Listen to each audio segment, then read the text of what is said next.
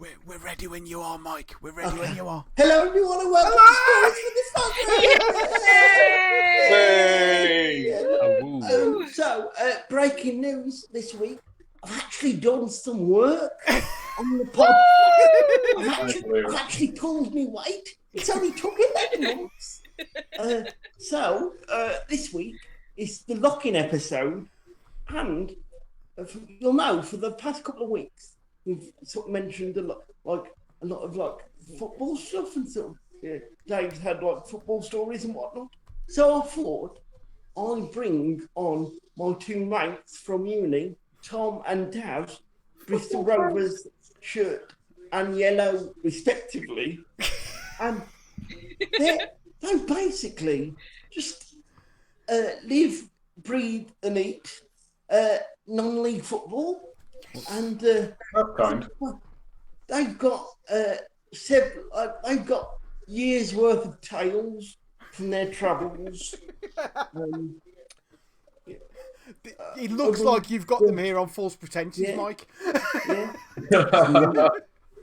I'm not going to lie, Mikey. I thought this was an AA meeting. To be fair, it is how we start most of our AA meetings. You wish it was an AA meeting when you suddenly find that you're indoctrinated into a cult. Not a cult, it's just a like-minded group of people living in a commune outside the norms of society. We occasionally shout amen. We only expect 25% of your annual salary. Oh, so it's Mormonism. Cool. Which just is a cult. So it's football, but I think seeing as it's football, Tom, Daz, you don't know any of us, so we should maybe introduce ourselves to you and our knowledge of football. So, I'm Dave. Hello. Hi, Dave. I support Wolves and point blank refuse to watch football, but we won't go into that because otherwise me and Adam will get into an argument. Wolves. Adam? My name is Adam. I have a pipe here. Of course you do. I support Wrexham Football Club and have done since I was 4. I have seen us lose so many times. And now, Hannah, it's time for you to reveal all your football knowledge. Hello, I'm Hannah, and I have seen a football. Hannah, rugby football is a football. Oh, okay, yeah. I'm into rugby, but I don't know anything about football, so this is going to be great. You know something about football? You do? What's his name? I know that Adama Traore plays for Wolves and he has nice arms. That was a fly. I wasn't just batting the thought away. I know footballers in the 90s when I remember the names of footballers, but I don't. So go on. In the 90s, go on. Who are you thinking? Are you talking Ravanelli or are you more Beckham and Jamie Curtin? No, Alan Shearer. I don't know. I remember people singing songs about Jason Lee. I remember Matt Letizia as a person. Oh, fucking great striker! I remember Jurgen Klinsmann as a person. Can we all have just a moment of respect for Matt Letizia? These days, though. I don't know anything about these people, but I remember their names being on a poster on my brother's wall. Does anyone remember? An A3 Stefan paper with various footballers' names on. Just a piece of paper joined together with bits of string and pens, and he would look at them and try and work out what the deal was with it. Yeah. Yes, I do, Mikey. Yes, I do. I just wanted to say his name because I swear. Whose name was that, Mikey? Sorry, no one else heard. Stefan Kuntz. Was that Stefan Kuntz? As in the German word for art? Yes. I've been to a Kuntz museum. Yeah. I bet you have. I mean, what a great... I've been to the art museum. Yeah, I bet you have. Yeah. So go on then. That's a museum, that is. Was there a Reuben? Yeah, it was a Rubens, you dirty dog. You dirty dog. Oh. Oh. I mean, to be fair, they are quite sensual. They Anyway, are as you were. very sensual. Daz and I just did a list of footballers with hilarious names. And do you want to talk about the French guy that went on loan to Charlton, Daz? Oh, yeah. So, you mean the person who's called Dodgy Fanny? Yeah. Do you know how it's normally like my ramblings that bring the podcast sort of tone down? Whoa, he's a French international. He's up there with your Alan Shearers and your Mob Leeds. Today it's the French doing it. Yeah, don't We're mess barely with 10 Dodgy minutes in, Fanny. and we've already reached that point. I was going to Google him, and I'm not, because I was going to spell it the way we thought to spell it. And I don't want that. Well, yeah. History. I'll use my work computer. We're now gonna go to an advert while everyone Googles Dodgy Fanny. He comes back and was like, Oh my God. I will never sleep again. So you two are from a thing called Pointer Football. That's where I was born. Yeah. Yeah. What's that? What is it? What do you do? Well, It's Wow. we do anything You're selling it. It's a secret society where we kiss turkeys. we do anything that's related to pints and or football, basically.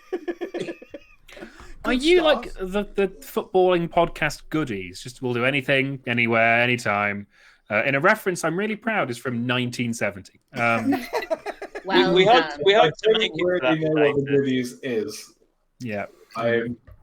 They're kind of like grinning people with like little schoolboy hats. Is that right? No. When you finish, I think you're thinking of the Crankies, I think. I'm thinking of the Crankies, yeah. Yeah. very very different. what, I don't even know what you said. What you said, the Goonies. The good. Oh, what? The Goonies is in like the movie. No, the Goodies is a different thing. Goodies. Anyway, this is off topic. Let's get That back never to the happens podcast. in one of our things. Give us your elevator pitch. That's what we want for the Oh, podcast. God. Dad, have you got an elevator pitch? No, basically, we delve into the obscurity of football, finding the best, most beautiful, and also most boring stories we can find. Okay, I need to know what is the most boring story.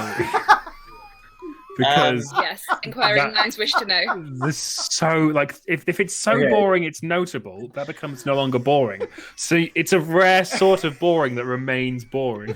Daz, I think I've got the most boring story. I don't know what you're going to say, but I think mine's more boring. Well, Just go on so then. we You can tell regular. it, and if we need, we can have a follow-up second boring story. So one time we went to Hengrove Athletic, which is a suburb in the south of Bristol, and we watched them play. And there was a man who we were talking to who could tell us exactly how many balls travelled over the hedge to the west side of the pitch that season. Like one got kicked out, and he was like, "Oh yes, that's the 63rd ball we've lost over that hedge this season." We were just like, Imagine retaining that Okay. sort of Oh, information. God. Like, imagine being capable of that, even. Oh Wow. God, I love non-league for stuff like that. I know it's ball 63 because that's how many family members are disappointed in my life choices. yeah. I used to go to a lot of non-league when I was younger, so pre-internet days, pre-mobile phone days, and there was always a guy who always seemed to have like lots of snot around his nose and mouth with his little transistor radio, and he would keep everyone Radio, updated with the yeah. scores. It wasn't me. I don't own transistor radio. It's the only reason why. Oh, Yeah, no, I this can is definitely imagine that. I've probably met him a few times. So, is that the boring story you were thinking of, or have you got another one? You got a more boring story than that, Daz. I challenge you. It's probably not more boring, but I was more thinking of the most boring match that we ever went to, when also in Bristol, there's a bit of a recurring theme here. No offense, Tom. And it was again, it was the second of 4 games we went to that day. And it was a 1-0 game, and the highlight of the whole match was Tom sitting on a wall that said wet paint. And yeah, that was genuinely the only thing I can remember. And I had to write a blog about that match, and I think that was, that was probably the only thing I wrote about for the whole time. The 1-0 was a really spectacular own goal, if I remember rightly. Yeah.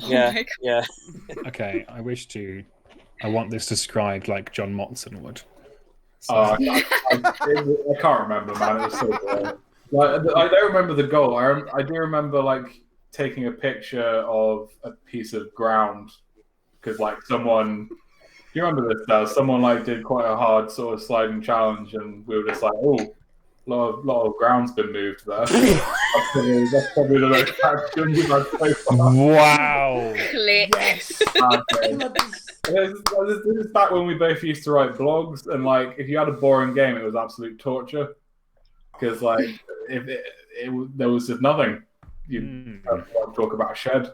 Is it in the cricket where there's nothing going on, and they're like, "Oh, look, there's a sparrow over there sitting on the tree." I think with cricket, people expect it to have goals and stuff. Oh no, the MC is gone. He'll be back. Unlock the room, though. Okay. PTA has disbanded. Oh, he's moved on my screen now. That's going to ruin all the continuity. It's fine. No one will notice. Who was in the position where Mikey was? Everyone's gone round that way. So who's in that position now? I can't remember. Where was it? Do you know what? The joke wasn't worth it. So it really wasn't worth it. He's gone again now. Anyway, he's gone again now. I'm kind of glad. We'll just talk about him while he's gone. So good. So okay, all these different grounds. Worst ground you've ever been to, and why is it Hereford? I've never been to Hereford. Have you been to Hereford? Hereford's not that bad. It's on the list. What's the worst ground? Mikey. Worst ground. Christ.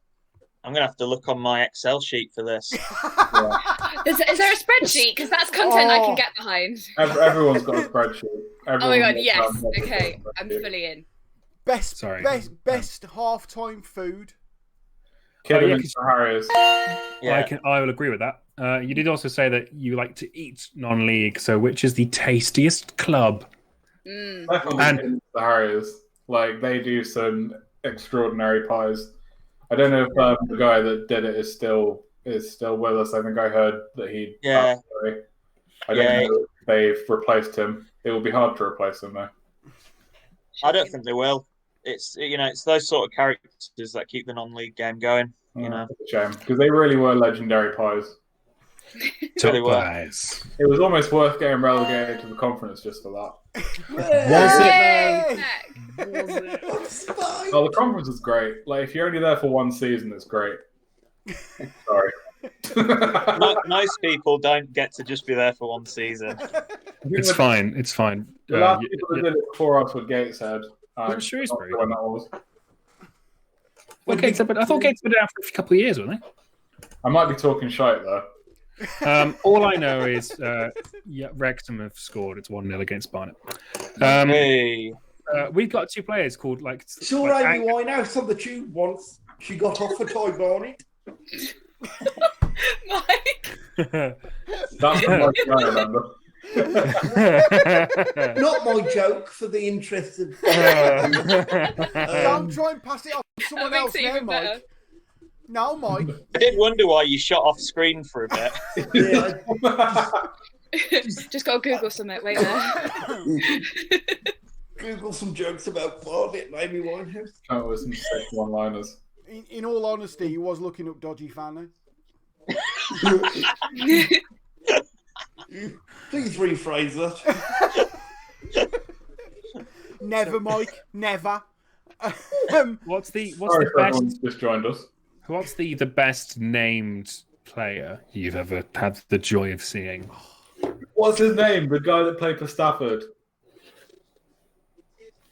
Oh, it was something like Jazz Lucky. Oh yeah, it was Jazz What? Lucky. Yeah, That's lucky. Jazz Lucky. That's He was like amazing. an unused substitute, and we were just dying for him to get on the pitch. I really hope if he has a jazz career, his name is Football Lucky, and he's just like, oh, there's no way that I'm related to Jazz Lucky. No, it's probably a distant cousin. No, I hope he has a brother that is called like Football Lucky and who's is just really, really into good at the jazz. saxophone. Yeah. He was like looking at the They're program. like, fuck you, nominative determinism. Speaking of nominative determinism, did you see what happened at Shoe Zone this week? Yes. Yes, Yeah. I can't get over it. Is Mr. Boot. Taking over from Peter Foot. Love it. Love it so much. And the The BBC boot is on the other foot. at the end of the BBC report, the guy went, not a joke.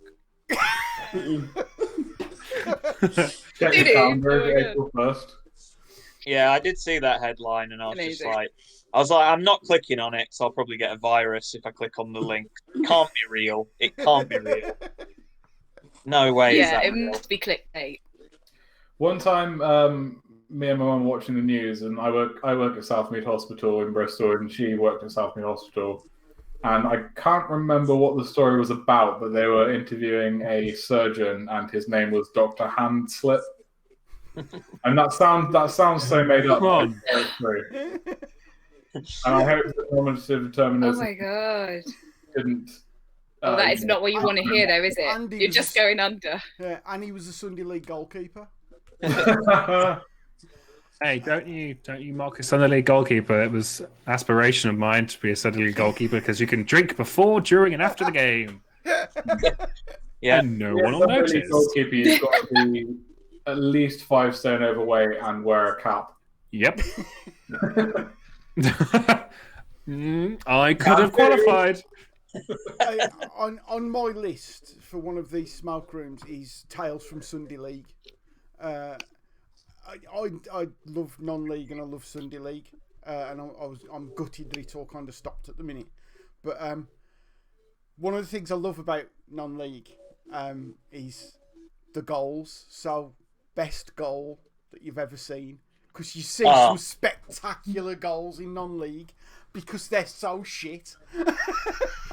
Well, We You say genuinely that. saw an You amazing say that. goal. the best goal that me and Tom have ever seen was at a non-league game, and it was at a team that I believe were called Rington Red Hills. On the So name, they, it's just they played amazing. at Cleveland Town's ground. Yeah, they were one of these teams that didn't have their own sort of ground, so they just Really went. bottom of the barrel stuff. Like they played in the Somerset County League. Yeah, It's and, brilliant. Hannah's we were like, just. what are these people talking about? The Somerset was- County I'm just League, having Hannah. fun. You know what? I like listening to people talk about things that they love. I think that's really nice, and I'm enjoying it.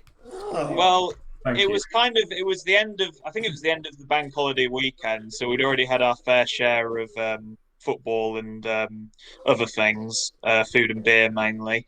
And we went to the bank holiday Monday match, and because it was such a low level, they didn't even open the bar.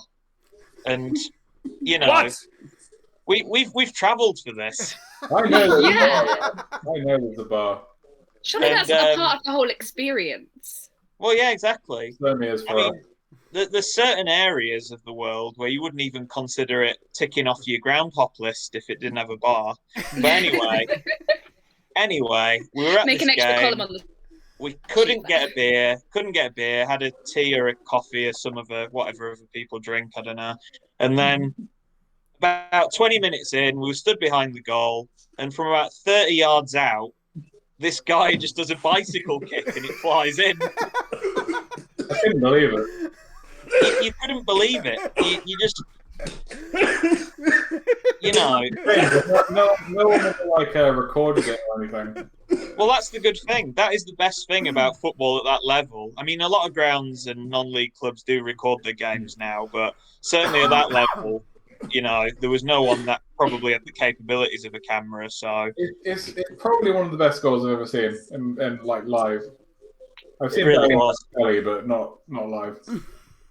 I think if I think hard enough about it now, if I shut my eyes, I can see it, I can smell it, you know, the whole, I can feel the whole, you know, we were there, we saw it. We were one of about 3 people there, we saw it. I'm not sure if it had a smell. I think it did. Okay. No, I'm with you Okay. there. It's that, yeah, you get that kind of the grass and the, you know what I mean? It's just like, it was that kind of. Our Rovers, day. it's like mud and pasty. That's the smell that greets you. And I really miss that. I went on your website. So if your hit counter went up by 1 yesterday, that was me. I've got quite an amusing story about hit counters on the Point of Football website. Go on. So, a couple of years ago, Oh, yeah. I wrote a play about non-league. Oh yeah. Very much used Tom and Daz as, you know, my sort of research sort of pin. And I met Daz one night. He said, I started to do research on the Playmate, and Daz went, I thought you had, because every blog had gone up per 1 view. I thought something fun was going on. What I found odd was the last 3 blog posts. You see Sporting Khalsa Yeah. away, and Yep. and Sporting Khalsa is like literally down the road from my house. Oh, really? So I Lucky used man. to go to Sporting Khalsa when it was Willinghall Town. Nice. And of course, Willinghall Town lost the ground due to ongoing debt. And Sporting Khalsa took it over. I haven't been since Sporting Khalsa took it over, but it looks like a gorgeous ground now. Even if you're not asked about the football and just want to really bang curry, Yeah. I mean, it basically combines all of the best things. You know, it's a Punjabi football team who has an amazing Indian restaurant on site. You know, it's -2. It's -2 outside. It gets to half time. You go and get a bargee from the bargee hut. Yeah, like a lot of places have tea huts or Nice. whatever, but they have a bargee hut. Oh, That's man. next level. So good. Where was the worst? That's what you food? want, though. Worst food. I'm going to offend people here, but I had a very tasteless burger at Wolverhampton Wanderers. You know what? I think when you get Oh, to that, shots no. I think when you get to that level, the Premier League but food is shit across the board. Yeah, you kind of got to try less hard. You got to serve more people. Yeah. It's not made by Pat, is it? Exactly. There's no Yeah, love or in Pat, it. I went to the new Wembley. I'm Wembley's actually in. shit. I'm actually in the Wembley is Guinness shit. Book. I'm in the Guinness Book of World Records. Oh yeah. Yeah, because I was at the game, which was the highest non-league attendance of any game, which I think was I want to say Stourport and someone, but I can't remember. It was the first FA Trophy thing after the new Wembley opened up. The burgers there were absolutely diabolical. It's just in the worst place possible. Like, there's no good food anywhere by there. There's no pubs. The pubs that are there are shit because they're in London. There's like one Sainsbury's. You get buy a bag of cans from there and just sit on the grass. Yeah, but when you're with your dad, you can't really do. You can do that. Yeah. With your dad, maybe. And when I brought a bottle of port. Don't worry, Adam. I brought my shooting stick and my hip flask. We'll be fine. We'll get to the queues. Nothing like my dad, but cool. Whatever. Did you? I think I would agree that Wembley for me is probably also, now that I think back, is probably the worst food I've had. But the main reason I hated it so much is because went to watch 2 matches in one day. Oh no, that was poor. And We got trapped inside. Yeah. You weren't allowed to leave the ground between games. Oh no! So you're literally We watched trapped. the FA final, which was I can't even remember, Cleethorpes. Yeah, Cleethorpes and North Shields. Yeah, and then Ooh, what a game! The real reason we were there is to watch Macclesfield versus York, but you're not going to turn down a free game. And then you're stuck in Wembley in like the commercialisation pit for 2 hours. Yeah, and you're like, I don't want to buy a £5.50 pint, but what else am I going to do? Yeah. Having gone to like the Millennium Stadium and Twickenham and good grounds, Wembley is shite. It's so quiet. It's so ridiculously quiet. They treat the fans like shit. There's one toilet. It's just awful. All right. Yeah, I would agree with that. Bit of a loaded question from me, this one, because I know the answer, but I can't wait. Where's the furthest you've ever been to ground up? Good question. Fourth base. What? Sorry. Come on. Now Well, Tom and I once did Mars versus Jupiter back in. Yeah. Well, that was in the early And days. they were playing that game on Neptune. Elon Musk derby. What, individually or together? Well, both. All right. Well, together. I mean, this is definitely going to take up a good segment of the bit. So, apologies in advance. So, No, go. Tom, I think we Tom and I, we decided to do on a weekend. We decided to do 4 countries, 4 matches, 4 days. Now, it sounds exciting, and of course, 4 countries technically, but it was, Was it Northern England, Ireland, Scotland? Ireland, Wales, Yeah. England. That's still pretty exciting, to be fair. No. Yeah, In the time It was frame. really fun. it was. We basically set off from my house in Stoke on a Friday morning, got the flight from Birmingham to Dublin, and then jumped on a coach. wow. Coach up to Dundalk, which is like right in the north part of Republic. Tom, do you want to take over the story here and introduce us to the host of the B&B we were staying at? Oh my god. Yeah, so we were kind of pushing for time.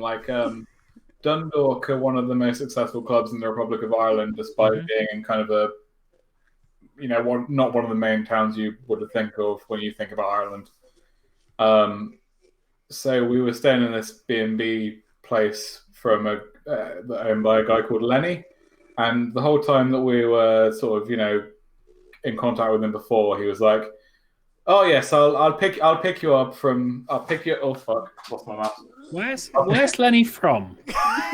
I'm gonna try to do it. No, keep going. 'Cause I'm gonna narrow it down. We must say at this point, there's a very specific Irish accent in Dundalk. You might Okay. not have heard it. Yes. Very Trust us. localised. This Yeah. accent Good is get spot on. out. Good get out. I'll stop. Anyway, yeah. So he was like, I'll pick you up from the coach. Just text me when you're getting in. So 15 minutes till we get there. We're like, all right, we're 15 minutes away. Can you pick us up? No reply. 10 minutes, no reply. 5 minutes, no reply. And so we get there, and as we're walking down the sort of street in Dundalk, we can see people going into this match that we've, travelled a long way to get to. We're thinking, we're not going to make this in time.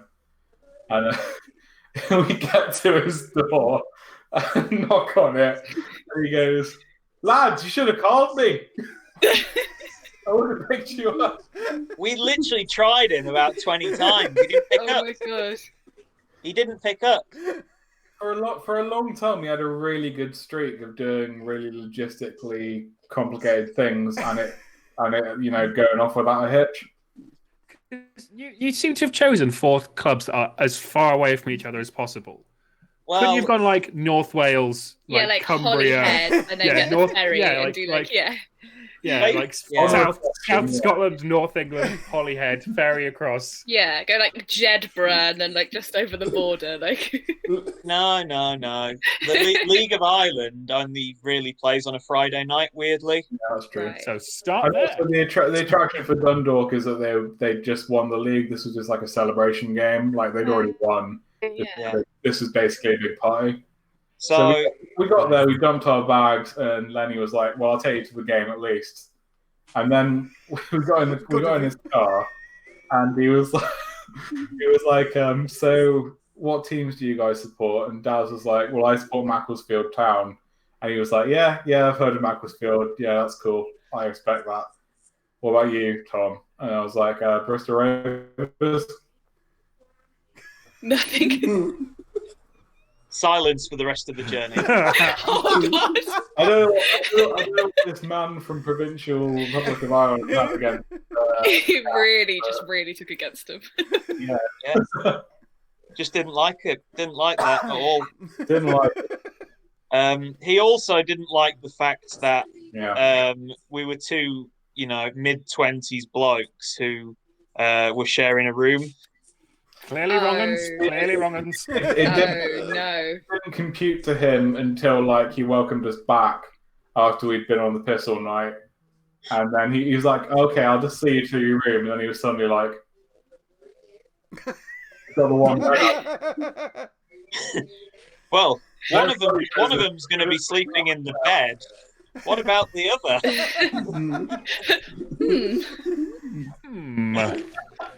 Logistics. Yeah. So that was day one or night one. We did also, in amongst all of that, we walked home from the pub, and in fact, there's something before that even. We were in the ground after the game. Went to the clubhouse because everyone who was an actual fan was running onto the pitch at the end of the game, all the celebratories. So we thought we'd take advantage of an empty bar. Went in. Yeah. Yes. Went to the bar. Priorities. It was brilliant. My first ever Guinness. That was my first ever Guinness. Oh. Wow. Went to the place and was like, "All right, well, we're here before everyone else. We'll get a Guinness and we'll sit down. That'll be Sit great." in the corner where it's quiet. Yeah, and suddenly, people just file onto this big sort of sofa thing that we're on. They don't acknowledge us in any way, and suddenly we're pressed up into a corner with all these lads.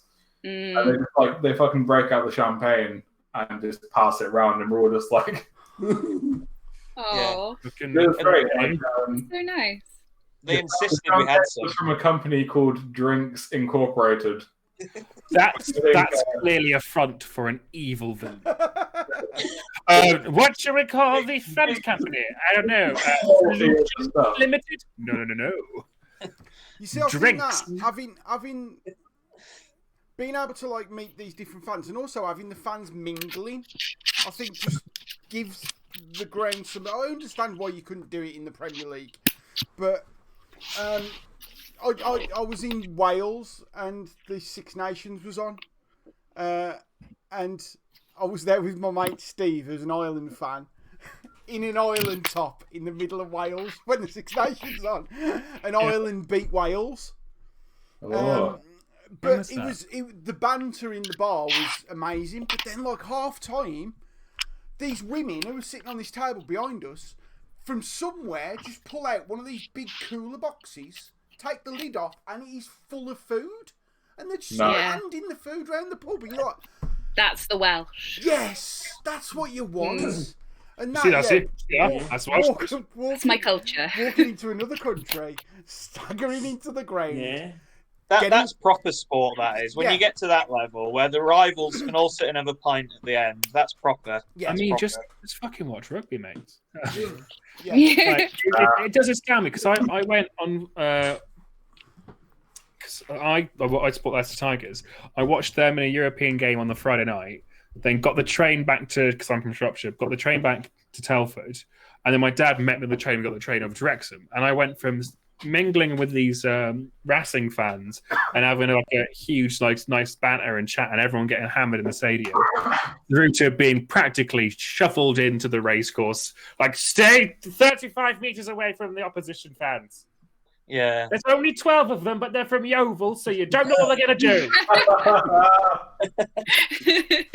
They've got an extra arm, they'll fuck you up. So where was it after Ireland? Pardon? Where was it after Ireland? Oh, so we remember the story. The next, I forgot about that. So we woke up the next day. We had our Irish breakfast cooked by Marion, who we never had the privilege of meeting. She was just always like shouted at from the kitchen by Lenny. Maybe it's just Lenny on his own. And he's I think it was. Make the sausages, and then he runs in and he hits the hand. He's like, "I'm making the sausages, Lenny, I'm making them. Leave me alone." Can we talk about just briefly how Lenny just casually dropped in conversation that he didn't believe in Greenwich Mean Time? No, not Greenwich Mean Time. Timing. He doesn't even time. Believe in it. Yeah, he's like. That's why. I think that's why he didn't pick us up from the coach station. Because he's just like, you were coming here with your Greenwich Mean Time. He was like, London ways. He was waiting for. If you'd have said we're getting at 87 minutes past 12, you'd have been there. You don't make a blanket longer by cutting off a foot at the end and putting it on the bottom. That's not how it works. The same length of blanket, and that's what happens. How did he feel about British summertime? Oh, we didn't even get into that topic. He was also very perplexed that we were getting the train from Dundalk to Belfast, because he obviously also didn't understand crossing borders, because he was like, well, no one gets the train here. He literally was like, no one ever gets the train in Dundalk. What are you getting the train for? He wasn't wrong. He wasn't wrong, though. No, he wasn't wrong. There was no one on that train. Getting you like a folk horror film. No one gets the train out of Dundalk. Yeah. And they get on the train, but never leave Dundalk. I've seen people going in the train station, but I've never seen anyone leave. Yeah, you are right, though. It was like that. And we were also quite worried because there was a really big, the day before we went, I got all my confirmation emails for the bus, the train, the coach, the flights, all that sort of stuff. And as a joke, on Tom's train ticket, I'd put the name of a footballer. And there was a really strong red writing thing that said, "You will need to provide your passport before boarding the train." Oh, and shit. I was like, we're gonna get absolutely, done here. I was shitting myself. Just for a little joke, and it came up above his seat, and it just said Nathan Blissett. Nathan Blissett, Oh my god. we had so many people Daz has got. Was it your old boss who was involved in the sort of loyalist side? Yeah. And Belfast because of that. He was like, "You want to watch yourself in Cliftonville," and also Nash's mum. You remember Nash, Mikey? Yeah. Said that. I can't remember. But a lot of people were like, "Warners." But and then we got there, and there was all the sort of armored police cars and stuff, and all the sort of murals up on people's houses and stuff, and we were just like, "Hello." And we got into the clubhouse, all right, and I was just sort of doing my usual thing of taking pictures around, and some guy sidled up to me. Again, I'm going to do a bad accent, sorry. And he's like, No, do it. I'm excited. Again, region specific. Around here, and I was just like, right. Either I've got to pretend to be Irish, or say, I'm a Glentoran fan. That would have been worse, really. I don't know, but eventually I was just like, I'm not from around here. I'm on my holidays, and he was just really nice to me afterwards. Oh. I was like, I'm going to get stabbed. Well, it is the ground we went to in Belfast. It's the oldest football ground in Belfast, so they obviously get a lot of tourists. But it was the fact we were both sort of there with our rucksacks, having a couple of beers. It was a very, very. It's probably the darkest clubhouse I've ever been in. There was people paying pool, but you definitely wouldn't have been able to see the table. You know, it was. Is that red or yellow or, or white? Are they all the black? All the black. So I've we won. were very on edge, but they were actually really nice. Yeah, so that was fine. That part of the day was fine. So it got to Saturday, probably about 5 o'clock, and then we probably had a 2-hour coach ride back to Dublin to get the flight home that night. And we really didn't leave any time for mistakes. So we were just sort of sat on this coach back from Belfast to Dublin. Thankfully, all went smoothly. We made it back into Birmingham. And then that's day 2 done. We're halfway through our journey. And so far... My first and only visit to the Emerald Isle. Yeah. So... Boom. The next day, we woke up and went to, technically, we're not going to call it Wales because TNS, who are the probably the most popular team in Wales, are actually based in Oswestry. Are Which they is the most popular team in Wales or the most successful team in Wales? They're not popular enough. They're not. in the No Welsh one. Premier League. In the No Welsh one- Premier League. No one likes TNS in the Welsh, but they're No like, one supports TNS. it's like I've been there once. I watched a friendly Wrexham versus TNS, and it was all Wrexham fans and a dog.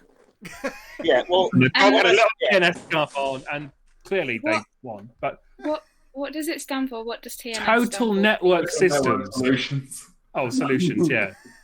They're you named kidding after me? a company.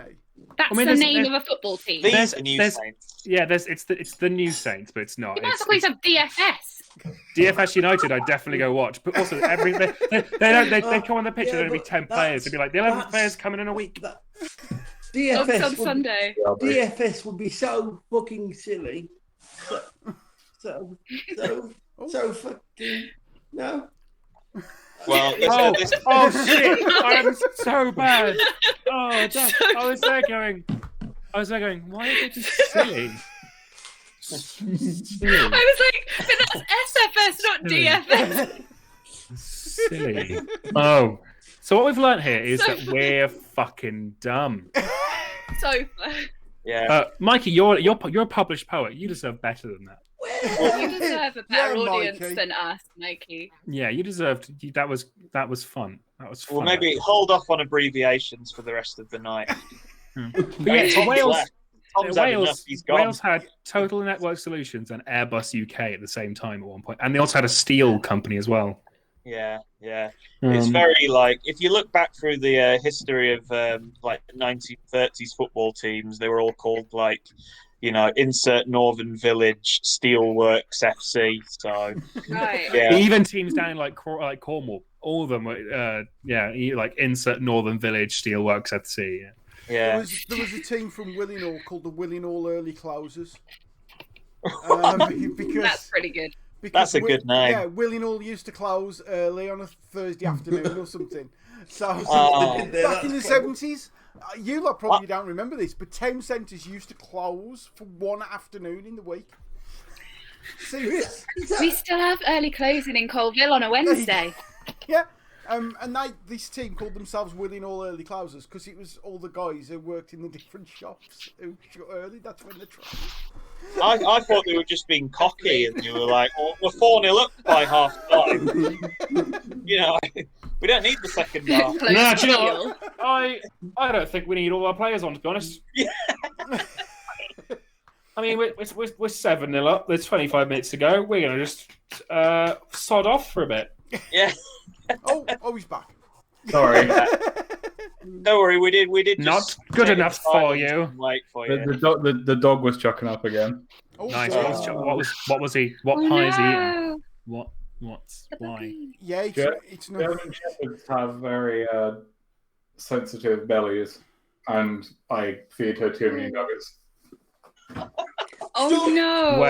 Wait, hang on. What? You're an enabler. I am an enabler. Oh no! Sorry for the smoke room, everyone. You're an enemy. An enemy. Okay, Adam. Shh. I'm Now. having a stroke. So anyway, we've made it to fake Wales. Fake Wales. You've only That- made it to That's Wales. definitely what I'm going to call Oswestry from now on. Fake Fake Wales. Wales.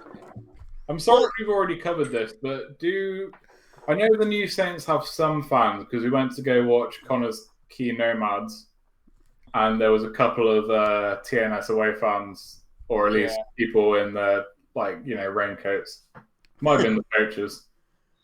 Yeah, I think they don't have many fans for sure. Half the fans that were there, I think, were actually wearing Wrexham stuff that day as well. Yep. So they probably just didn't have a game to go to that day. When we have really bad seasons, a lot of the fans will protest by going to watch TNS, and just so they can see a team win. I'm not saying this out of malice, but the Welsh League is shit. I would love it to be much better. I quite like how bad it is, though. Yeah. I like how it's like. Let's go watch Chepstow because they play in blue and white quarters, and they're just down the road from me. What I really enjoy is that so the Welsh FA Cup used to have Swansea, Cardiff, Shrewsbury for some reason, Wrexham in it, and Merthyr Tydfil. But then when those teams left, the average attendance from a Welsh FA Cup final went from 30,000 to 300. Oh god, it's so bad. Like the Welsh FA Cup went from doing this thing. If you won it, you got into Europe. Like Wrexham had some really great European nights because they literally just walked this cup that had no one else in. And Chester fucking played in it as well because they're pricks. And then to yay, TNS have won it for the 8th year in a row. What do they win? £100. Oh. Yay! Yeah. So TNS on the whole wasn't a highlight of the trip. Did you mention the Rev at all? Did I mention what? The Rev. Have you missed out the best bit of the TNS thing? Well, I think, yeah. This is back in the early days of our media empire. And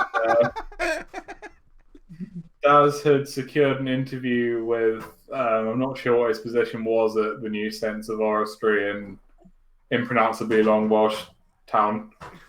But he had an interview with this guy who was known only as the Rev. And so that game I had to basically watch on my own because Daz was up. I was co-commentating. Yeah, he was co-commentating somehow. How did you end up? What? Because the Rev is, I'm going to say, notoriously crap. Well, he's known for just rambling about anything. You know him. You know the Rev. So when Wrexham play TNS in pre-season friendlies, the Rev will always insist on doing all the commentary for even if it's a Wrexham commentary. He's like, no, I'll be on it, and it's just like, I'm surprised by that. And I've heard him get distracted halfway through his own sentence as TNS are about to score and be like, and it's through on goal, it's Cheeselwitz, and it's a goal. Is he an ordained member of the clergy, or what's the deal there? Not. Right. I'm just checking. I just for my visuals, is he sitting there in a dog collar?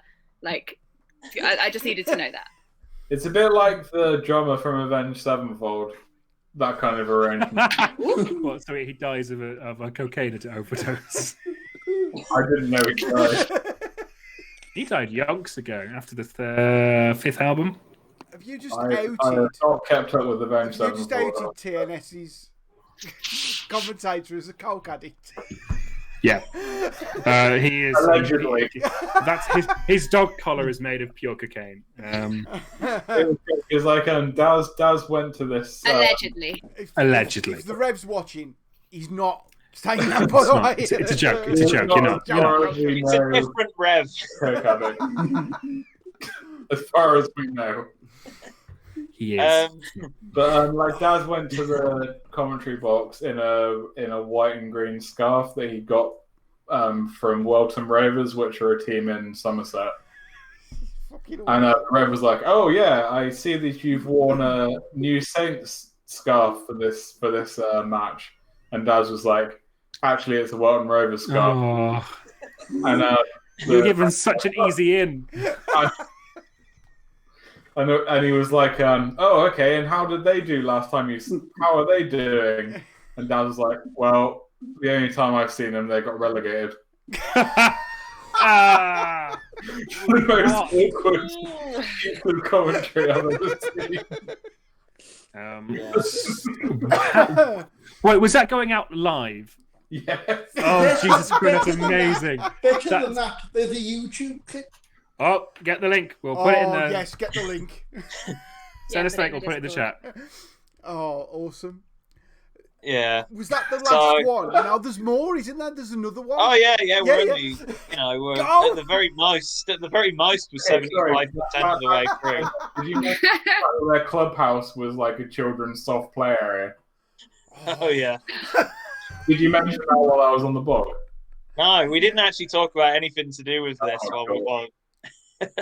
Go on. But yeah, they did have basically the clubhouse, which, bearing in mind, they play in Europe fairly regularly against, powerhouses from Slovakia and the Czech Republic and such. And they never win. But their clubhouse has a 10-pin bowling alley. What? And like a kid's ball pit. It's like, is it a proper 10-pin bowling or is it Skittles Alley? It's proper. They've got a children's soft play, they've got bowling, they've got an arcade. And there's a picture of me just sat there with a beer, like with all these kids running around me going, should we invest in our club, do you reckon? Should we try and get a good player in? I think we need to relay the bowling alley as a priority. I mean, obviously it works for them because they got the money to like be professional in the world league. I think they have most of their Europa games at the racecourse anyway. Yeah. Oh, If you want a fucking great laugh, because you'd want the main striker from Ludogorets to be in the ball pit, wouldn't you? Go on, mate. I threw a cricket ball in. If you get it out, I'll give you a favour. I got 35 seconds playing the cricket ball, and then you can have a go down the free goal in the bowling alley as well, mates. Get a strike, and Jan behind the counter will get you a free bun with a hot dog. Free bun. I can just trying to explain to Ludogorets what the total is. Yeah, and then just like get to the ball pit and like, oh, okay, sorry, we've misled the situation. If you want a really, really fun read, look at TNS's Facebook page after they lose. Because they win so much, a load of people, normally from North Africa, have them on their ACCAs to win. And so, like, when they lose, they get like thousands of comments of broken English saying, like, you made me lose thousands of pounds! Yeah! And occasionally a comment in Welsh will just come up. And then it's all again. It's amazing. This is something that happens to Bristol Rovers quite often. Losing. You've ruined my happy. Oh dear. So we've made it out of fake Wales. Fails. We've still got another day to do. So I can't remember where we're at by this point. It might be like Sunday night or something. I remember making a spicy vegetable stew when we got back. Nice. This is the content I crave. Now, what went into the stew? What was it? A carrot? Was there carrot in the stew? Yeah, there was all sorts of carrots and stuff. Yeah, was it the carrot? It's just after I went veggie and you were like, "Oh fuck, what can I cook him?" No, I think it was actually before. Eat some carrots. Eat some carrots, you half-wit. Not roast. I like the idea. Oh, who's gone? Mikey's gone again. Mikey's gone again. Hello, Mikey. Yeah, back. Didn't you insist on the stew being served in a ball pit? Oh no! That's a terrible combination. That's because you. Who shit in the ball pit? They're not actually balls; they're just peas. Or just perfectly spherical bits of bread. Yeah, a lot of effort went in, but not that much. That's my life. So we've made it through Sunday. So we're now on to Monday, and I recall Monday was also Halloween night, which is one of my favourite pastimes. Halloween, even though I didn't get to celebrate it on this particular year, and we chose to end our 4 countries, 4 days, 4 matches in England, and we went to one of our favourite places. Well, not really. Went to Hensford. Oi! Which I have very strong feelings towards Hensford. Am I right in thinking Hensford's the football ground with the track around it? no, No, it's or is that Telford? I don't know. That's not Telford. It's Telford's got like a shed, mate. I thought it was Hensford that had got the running track around it. Speaking of Halloween, it was a very, very, very misty night, as you can see from our pictures. So it may well have had a track around it. yeah, maybe. To be fair, yeah. It was very Halloweeny. You just couldn't see it. To be fair, it maybe was the case, but they were playing against Sutton Coldfield anyway. And the great thing about Sutton Coldfield is they bring probably about 12 fans who bring various instruments. Yeah. And throughout the whole match, they play the tequila.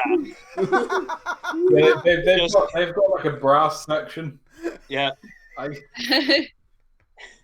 So just when you think it can't get any better, and you think Hensford's winding down for the weekend, you get tequila for 90 minutes. What? Why? Like, what are they? Sutton Coldfield. Yeah, it doesn't fit. I've just googled Hensford's ground, and wow, that is good. That's a place that exists. It doesn't look like it exists by much. Only a place. It's not. Hensford's not too bad.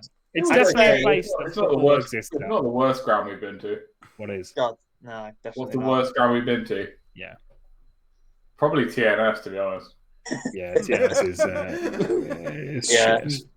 Just because of the ball pit, really. Is it the TNS or what's that one we went to before Connor's Key? No, that's a different trip. At least TNS has the fake grass now, whatever it's like the AstroTurf, so they can actually play games in the winter now, as opposed to the rest of the league, which goes, to be honest, it's a bit rainy. We'll sack it off. Yeah. I understand why AstroTurf is, good for non-league teams. The team that I work for, Roman Glass St. George, have AstroTurf, but there's just something not quite right about it. It's not quite the same if you go to a ground and it's AstroTurf. I'm sure Daz will back me up. Yeah, I think so. You're right. There's definitely an element of, part of the fun of non-league is at the end of the match, everyone comes off and you can't quite distinguish which team they're from because they've got so much mud caked on their stuff. When it's AstroTurf, they just look like they've just been for a little run. So, if nothing else, it ruins the aesthetic. Do you end up booing them off? Yeah, I see that. Yeah, yeah. That's the main reason me and Tom go is to boo off. We go to AstroTurf grounds and boo the players off at the end. Okay, talking about booing. Clean! You're too clean! Yeah. We're throwing mud at them on the way up. Don't have a shower. Can we talk about talking about times we might have booed someone off? Can we talk about Darren Strain? Oh. I've not spoke about Darren Strain in years. I'm not sure if we should censor this bit out because we are going out live, so be careful. So I'd say censor it just by actually beeping yourself. Oh no, I can try and I'll beep along. Hang on. Well, I'll beep the important bits. Do you want me to get the blog post so we can remember the actual incidents? So yeah, you can recall the incidents from the blog, but I'll set the scene. So we went to Kidderminster Harriers. This was also the day of the amazing. No, it was Worcester versus. Oh yeah. Well, it was at Kidderminster's ground. It was at Kidderminster because they were ground sharing. It was Worcester City against Nuneaton, wasn't it? And I think that was the day that your kitten stole my wallet. Oh, you know what? The rest of the story. I would like that's the best. Hear more about the kitten, please. Yes, please.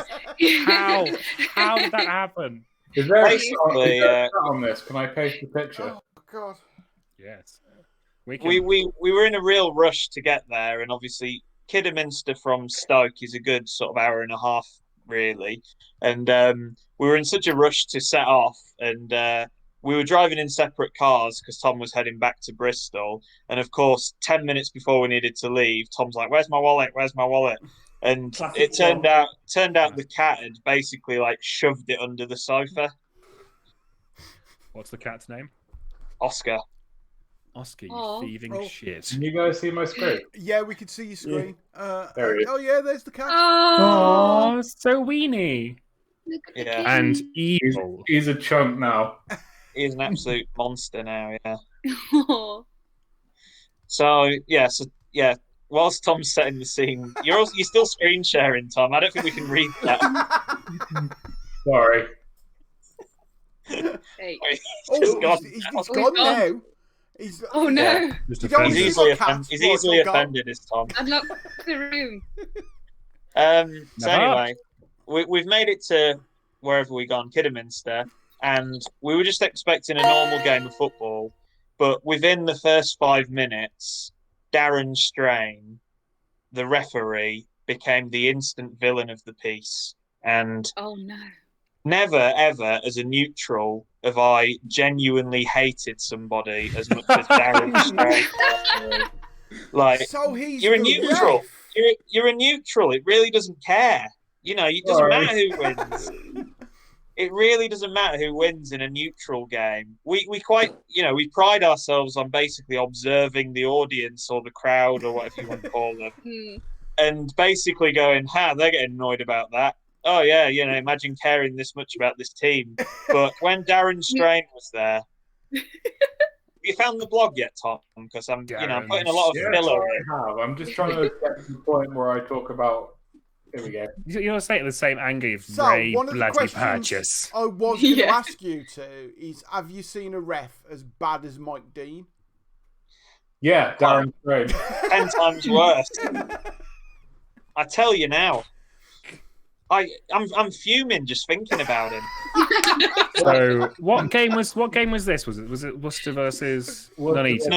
Nuneaton. I've googled Darren Strain, and the third one down is Healy blames awful referee for City defeat.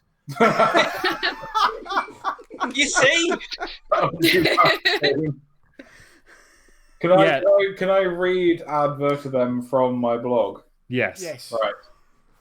I've got to say, seeing a referee just completely lose control of a game from a neutral point of view is actually quite fun. The ref, who I shall now name and shame as Darren Strain, continued to infuriate the Worcester players by refusing to let them take any of their own free kicks quickly. One that was in a particularly decent attacking position was defanged spectacularly by Old Dazza, blowing the whistle several times before the home team could take advantage of the situation, which ultimately came to nothing as an Nuneaton goalkeeper gathered it up. During this exchange, Alex Goodger slipped over in the box, possibly dived, judging by the reaction of Jordan Keane, a Nuneaton defender who was in his face seconds later, resulting in him being sent off. As the ball was still in play at the time, As the ball was still in play at the time of the sending off, the City players appealed for a penalty, which wasn't given. Nuneaton had a player sent off the pitch for a foul in the box, which didn't result in a penalty. Darren, take a fucking bow, my son. You are a troll of galactic proportions. Staggeringly, most Worcester fans remained fairly placid throughout this whole ordeal, with comments such as, "Well, it's only a game at the end of the day," and he was quite good in the first half, which I ever heard open-mouthed. One man who was getting upset was a large bloke sat behind me and Daz, who was stirring out every cliched nugget of ref abuse he could think of as loud as he could, until he was told to calm down by an old lady. With only 10 minutes remaining, both teams were throwing everything they had for a share of the points. Marlon Harewood came on for Nuneaton to waddle around looking lost for the duration. To my delight, performing the touch ground, make cross on chest and kissed hand thing as he did. You can take the player out of the EPL, but you can't take the EPL out of the player. Right at the death, the Worcester keeper came up for a corner, and his head managed to connect with it for an easy catch to the opposition goalie, which was a shame as I was on my feet and right behind the home team by this point. At the end of the game, the crowd gathered by the dressing rooms to clap Worcester off. This turned into a delightful North Korean-style mass booing of the ref. Oh no! I'm so happy. Sense would have sprinted right off. It did turn Darren.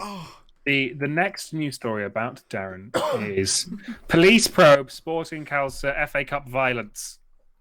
Mm. Oh no! I remember when that happened. This was before you got involved. It was like some Was it FC United? Yeah. It's always Oh. just Was beautiful. Was Darren Strain there for that? Yeah, he was the ref for that one. He probably was instigating all the trouble. He threw a flare off the pitch into the crowd. I'm sure he did. So a flare was thrown onto the pitch, and he just threw it back off again to where it came from. Fuck off. That is all this makes me think is, yeah, he is an absolute troll. Darren Strain does not give a fuck. He wakes up every day and chooses chaos. No. Let me roll a dice. Watch it, all the sides of chaos. God, I'm glad there's more. I'm glad that wasn't just a one-off in many ways. At Willie Old Town, All the reviews of him are when great. we used to watch Willie Old Town, we saw some really bad refs, but Yeah. and saw a lot of booing of the refs when they came off the pitch. But the one that absolutely cracked me up the one day, the ref comes walking off the pitch, and there's just this torrent of abuse being thrown at him. He dies down, and then you hear this one Willie Old Town supporter just go, "Good game, Lino." Oh, And he was like, The "That's Linus. perfect," praising the linesman, Leper. but not saying anything. So- to the ref. my granddad was a referee back in the days when, you know, anything wasn't a foul, punch in the face. But he was having he was a ref of a Liverpool game, and he's having a particular shit day, and this guy was just giving him a lot of grief. And so my granddad's brother went, "Excuse me, mate. Excuse me. Do you know that ref? Yes. Don, you've been chatting all match, yeah. Well, this whole row, we're his brothers." And the guy apparently went, "Good game, ref." He had an entourage. He was one of 13 brothers, so yeah, like he's Wow, that's brilliant. You know, Scousers, you know what they're like. That's classic. That God, that's really got me thinking. I'm really aware that I'm not the only person here, but I really want Tom to tell the story of his honeymoon and the Victoria's this coffee in Prague. I'm just messing with him. I know what he's trying to say. Yeah. So, on my, me and Becky, who you met earlier, went to the Czech Republic for our honeymoon, Prague specifically, and Prague's great, but like you can probably do it in 7 days, but we were there for like 10, so we were kind of looking for something to do, and I really wanted to go and see a football match over there. 'Cause I was the first one, seems fair. it was the first one I'd done like overseas. This was like really early in the ground hopping thing, so I was just like, Becky, I haven't planned this, Becky, I promise. and the thing is, like, all of the sort of big Prague teams were on international break, so like you couldn't see Slavia Prague, you couldn't see Dukla at the time, they were still in the first league, couldn't see Bohemians, couldn't see Sparta. So the only team that we could see was a team called Viktoria Zizkov, who were in the Czech third league. Sounds like a Bond girl name. It does. Hello, Bond. I am Viktoria Zizkov. You will not get any secrets from me. Carry Oh on. no, I have died almost immediately after my introduction Oh no, to I the have film. no agency in any of my own actions. Oh no. Anyway, carry on. So we went to this, and I said to Becky, it'll be great. We'll go for like a bunch of beers beforehand, and you'll get the full match day experience.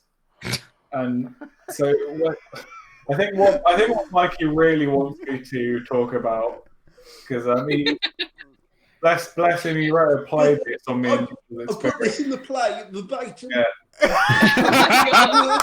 You wrote a play verbatim. Dramatic license. I went to the clubhouse beforehand because I was like, I got to get myself a Victoria Zizkov scarf. I'm never going to get anything this bizarre.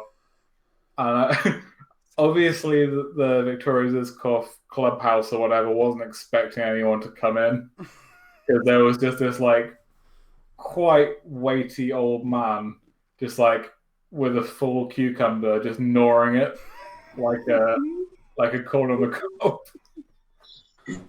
Just chewing down it. Yeah, It is our greatest export, the cucumber. Maybe. And so I just thought that's weird. Oh well. And I grabbed a scarf and I went up to the counter. And then his wife came out and saw us and was just like, "Hey, stop eating it in front of her." Oh shit! The damage is already done. We've seen everything. I was like, "Oh, that's fine. If you want us to, I don't care. I've had work service." You think this is bad? You want to get to TNS? Right, you At can least get the it's my scarf. bullshit. We go to TNS. If you can break the 7-10 split.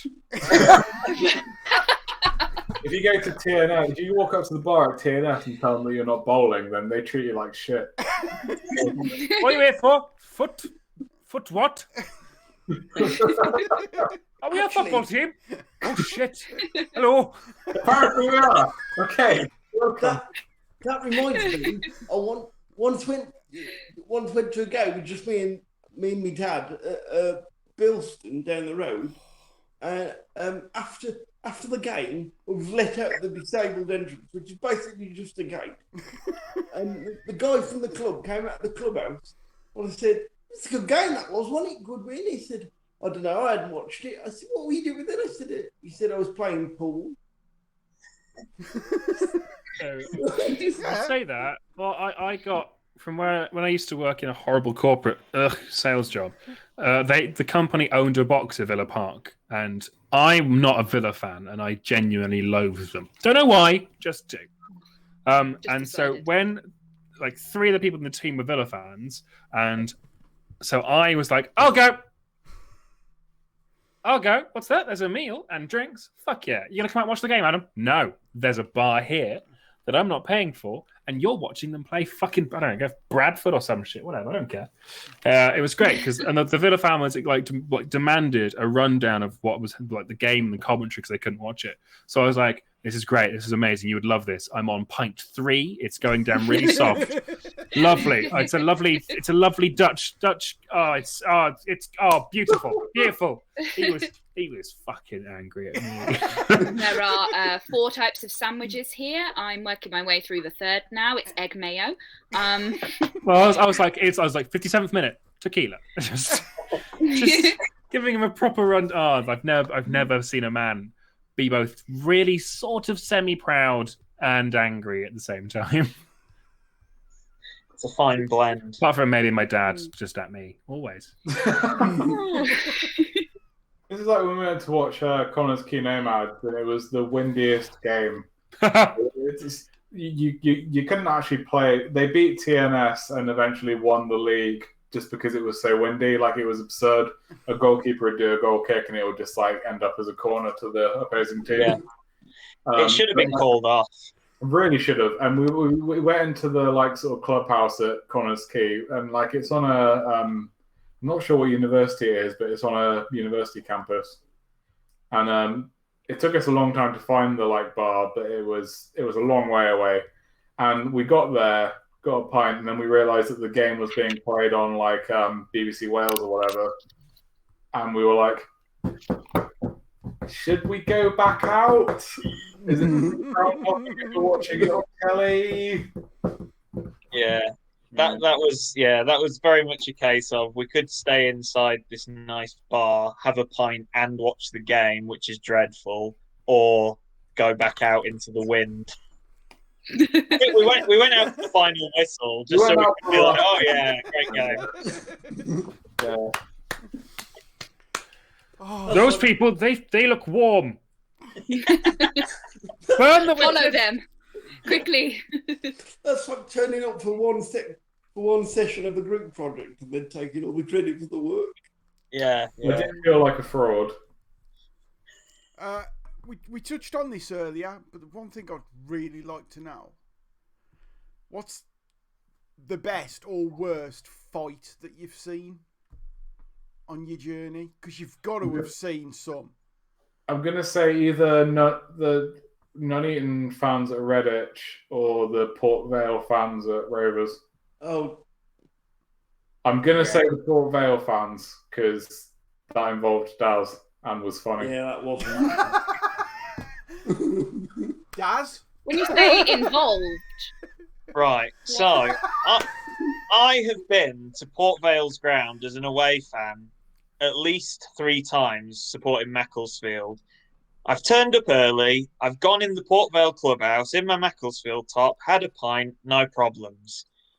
We go to watch Bristol Rovers versus Port Vale with Tom at Vale Park.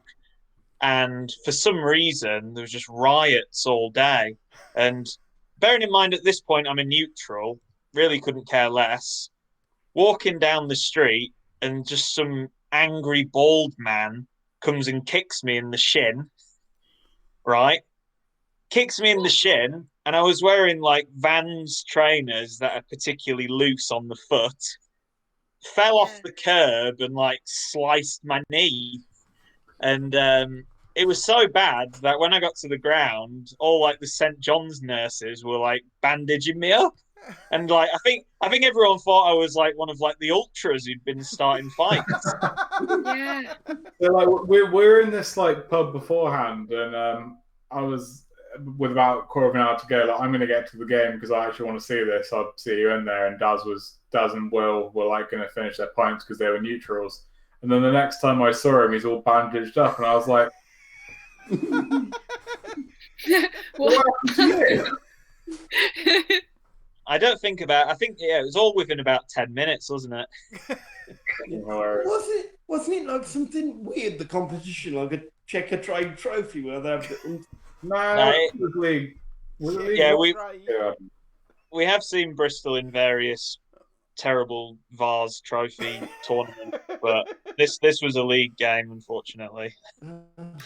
So speaks a man who is going to start life in the Northwest Counties League.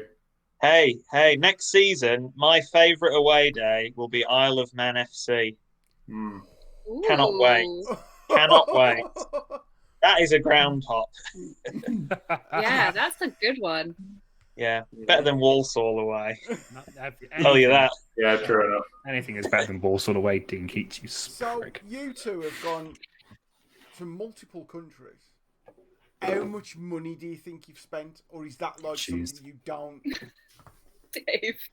I met someone once who lives in Wolverhampton, and he's a Spurs fan, and he had a season ticket for Spurs for like 15 years. And I said to him once, how much does it cost you? And he's like, I worked it out for 1 year, and I'm never doing it again. I'm never working it out. It's just like I don't think that we spend that much money because we, like, I think I said during like the start of this, we don't really like. One day we probably will have to like go to all the Premier League grounds just to tick them off, but in general we tend to go quite low. Like to like, you know, for me to go up to Daz's house in my car and then go to like, you know, Nantwich or whatever, and then maybe a league game if we can, doesn't really cost all that much. Well, you say that. It depends. it I mean, depends. the amount that we spend at the bar is you know, completely... It depends how much we spend on travel if we miss the last train home. Oh, one of those. Yes. We've all been Which there. is in itself horrible. It's one of my most horrible stories because I just don't like to think that it could happen to anyone. But we went to quite a fairly reasonably local game in the last groundhog we did about a year ago at Redditch. One we could still Which, yeah, from Stafford to Redditch, it was 2 trains, one down to Birmingham and then across to Redditch. On the train itself, probably an hour. We were already quite hungover, and we'd been to an emo night the night before in Stafford till about 4 in. So we'd had about 3 hours sleep, got up for this game, and for some reason we got up especially early to walk to Tesco to get some cans for the train. You know, you can already see where this story's going. I think we got a bit overexcited, and I like to think we've learned from it.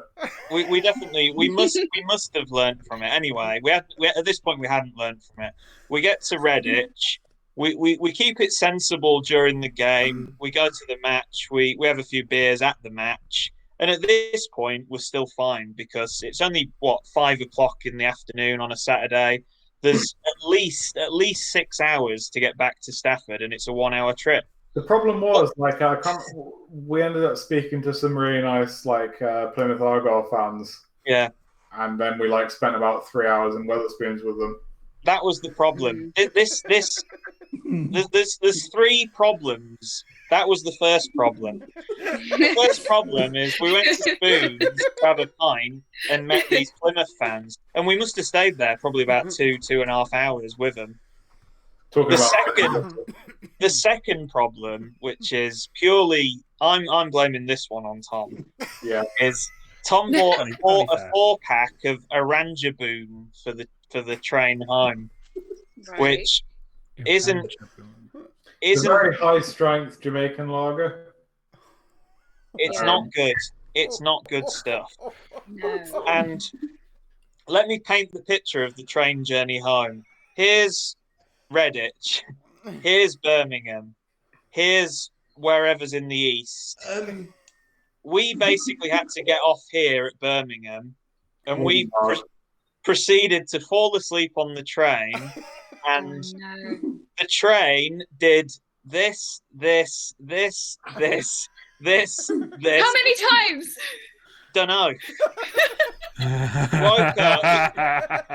Woke up at Birmingham New Street at probably about 11 o'clock. Got the train as far forward as north as we could, which was Wolverhampton, and that was as far as we could get.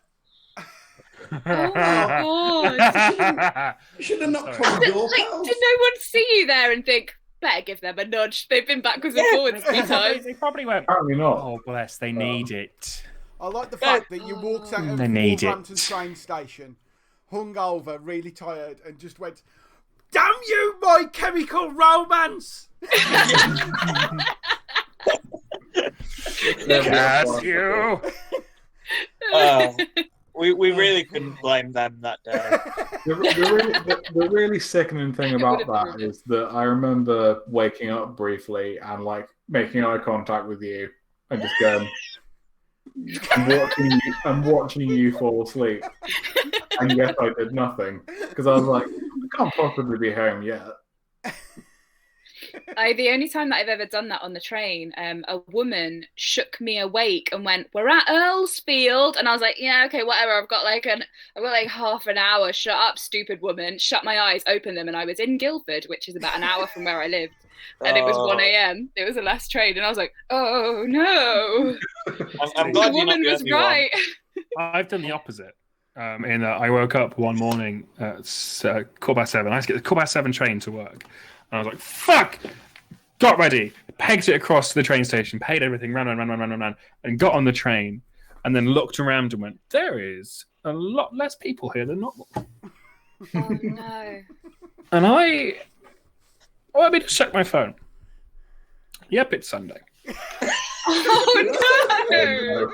It was Saturday, and I then, as I was about to get off the train, just went... Oh shit! And so I was like, right, it's fine. I'll get off at Syston. That is fine. That's all right. It's 4 kilometers up the road. That is fine. When's the next train? 2 hours. I'm fucking walking. Oh. Yeah, so I'd much rather be asleep and be like, this is a story I can tell because it implies that I'm drunk and was just enjoying sleep, rather than I was so eager to get to work. You went there 2 days early. I was so brainwashed by capitalism that I decided. I had to be there. Just had to. Gas needed selling. Well, I'm glad that there are similar stories of failure on public transport. Yeah.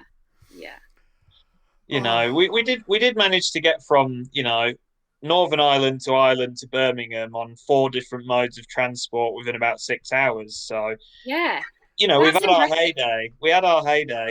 Things have gone downhill recently. I think it's because we're aging. Yes. We're all aging. Full credit to you for that. That whole idea of just sort of like not leaving any wriggle room. There's a comedian, Masai Graham, who went up to Edinburgh for his first Edinburgh Fringe, and on the train on the way up, apparently he was trying to sort out accommodation. Oh. And you're like, there's no way that's even possible, and he did it. Yeah. And I managed it. I think some people just to have that attitude. You're the same as well, Hannah, aren't you? You're not anxious. You're just like everything's planned. Have to plan. Yeah, I Google Street View before I go places. Yeah, got a plan. Yeah, got a plan. And to just have that kind of no wriggle room, it'll be all right. That literally makes like my heart feel weird, like I'm gonna be sick. I wish I could be that person. I'm sorry. Yeah. Do you remember we'd only known each other for a week at uni, and we were coming back from a friend's one night. We both sort of lived... Oh, Mikey, you broke up then. Yeah, I lost you there, man. Go again. Oh, he always has this. It's because he's on dial-up. Oh, he's gone there. No. Oh, bloody hell, Mike. He'll be back. His mum's trying to make a call on the landline. Yeah. Mike. I'm back. Kind of. He'll be back. You're frozen on my screen with this really hilarious look on your face. I'm back. Yay! Mikey's back. Yay! Everyone imitate Mike. Oh. We're all froze. Am I back? Yes. Yeah. Yeah, You am back, bud. So we'd only known each other for a couple of weeks at uni. We were on the way back to the halls together, and you know how it is, you're sort of talking for a while, and about 20 minutes in, I'd realised that neither of us had turned left, and I said to Tom, should we not have, are we not in the right place to get back to halls? He was like, well, I thought you knew a way. It's like, now I was relying on you. Oh, yeah, I remember this. I have a very bad sense of direction. I will naturally follow anyone else. Oh, no. And then you got your GPS out, looked at the map, and it was like, Mike, this thing says we're in Newcastle. Yeah. Because obviously not knowing the boundaries of Stoke. Like, I'm thinking, how have we, but of course, it's Newcastle underlying. But as it transpired, we were actually, only 5 minutes out of the way. But not knowing this, I'd already phoned my carers. Who were due to come with me that night. I was like, Steve, not to alarm you, but I'm a bit lost. I seem to be in the northeast. I'm a bit lost. Don't really know where I am, but I am with someone. Just let yourself in, it'll all be fine. That's what I think. Yeah, I remember that now. The moral of the story is don't follow me. Right, well, that's good. So, worth knowing. when it all Yeah. kicks off again, when coronavirus is in the past and we're all going, do you remember that? That was mad, wasn't it? I'll take it you're going to carry on with this insane thing of just going to non-league grounds. I think we're champing at the bit, really, aren't we? Mm. Yeah, well, I'm at a point where I'm 2 grounds away from the landmark of 200 grounds, and Ooh. the problem is quite a lot of ground hoppers for the like 100th, 200th, 8,900th, whatever they get to, they try and do like a special one, and I was in a position where when it came to my 100th, it was around Christmas, and I was working on a pantomime. And I managed to get just a random afternoon off for some reason. So as I was in Stafford, and I was like, right, where can I get to in time? And I ended up going to Tamworth, which wasn't, amazingly special for my 100th ground. So I'm really disappointed that the same thing might happen for my 200th now, because I'm not going to be able to just shoot off to Morocco and watch a game. So. My 100th ground was Chepstow. Yeah. Which is basically just a shed. Oh. It's a shame when it doesn't quite. In Chepstow. Yeah. Love you. It's a shame when it doesn't quite pan out like that. So yeah, I'm dying to get back, but equally, I've got one rubbish ground in me before I try and do something big, if I can. Right. But probably not. Some kind of scheme. Yeah. Scheme. It would be funny if 200 was TNS. Mate, You can have a little such dip in the shit. ball pit, and then Never like, again. like having a birthday, like having a kid's birthday party. Never again. Thankfully, I've already ticked that one off, so I never have to voluntarily go there again. That's the good thing with ticking off some bad grounds, is you don't have to go back. Yeah, that's done then. So, podcast group trip to Kelsa, then? Yes. Is the plan. I'll always go back to Kelsa. Oh, yeah. Well, I think that's actually the only ground hop we've all done together, isn't it, Mike? Me, you, and the Tom. 3 of us. Yeah. Yeah. We all went, didn't we? Partners and everything. Yeah, it was like a Freezing proper cold day. Yeah. family outing. Yeah. Yeah. I mean, say that- I missed the one where you got hit in the face with a sprinkler. No, No. that was AFC Wolverunians. Oh, Yeah. yes. You tell this story. Yeah, that was it was quite funny because it was the first time, I think it was the first time Mikey and I had ever done a ground hop together. Yeah, it was And my first one. I think all of the first 3 had a minor disaster involving yourself. Oh no! And it's quite sad because, I think Mikey, you'd contacted the club in advance just to check they had, accessibility and the rest of it, and they're like, "Yep, it's brilliant, it's fine, When come a in." non-league team tells you they've got accessibility, you've always got to take it with a pinch of salt. Well, I would yeah, say. we'll come to that when we talk about one of the others. But we arrived. They opened the massive gates for Mikey. I think his dad got like parking pitch side and all sorts of stuff. It was spot on. Yeah. And then we were stood there. It was quite a nice night, sort of 20 It was degrees. a late summer's night, early Yeah, it August. Absolutely beautiful. And I think me and Mikey were both just stood there at the time being like, this is great. Yeah. And then all of a sudden, Mikey was facing me, I was facing the pitch, and these sprinklers come on. And Mikey's just back of his head just getting drenched. Oh no! I was like, why are the sprinklers even shooting this far? Just at Mikey, just to no one else. Some guys there like, hey.